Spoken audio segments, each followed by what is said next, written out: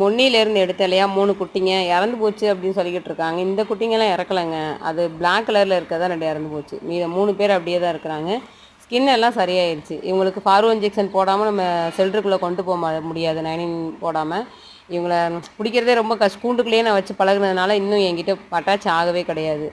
அதை இது ஒன்று தான் தூக்க முடியும், அதனால் தூக்கிட்டேன். இந்த நெட்டில் போட்டு பிடிச்சிருப்பேன் பாருங்கள். இந்த நெட்டில் போட்டு பிடிச்சதெல்லாம் ரொம்ப அக்ரெசிவாக தான் வந்தது. அப்புறம் அதனால தான் நெட்டில் போட்டு வளைச்சி அப்புறம் அதுக்கு இன்ஜெக்ஷன் போட்டிருப்பேன். இன்னொருத்தவங்க நல்லா ஃப்ரீயாக, அதாவது பயப்படுதுங்க, ரொம்ப பயப்படுதுங்க. இங்கே எல்லாருமே அடிச்சடிச்சு துரத்த, ஏன்னா அதுங்களுடைய ஸ்கின் அப்படி இருந்துச்சுல, மோசமாக இருந்துச்சு இல்லையா, அதனால் அடிச்சடிச்சு துரத்திருப்பானுங்களா இல்லை என்னென்னு தெரியல.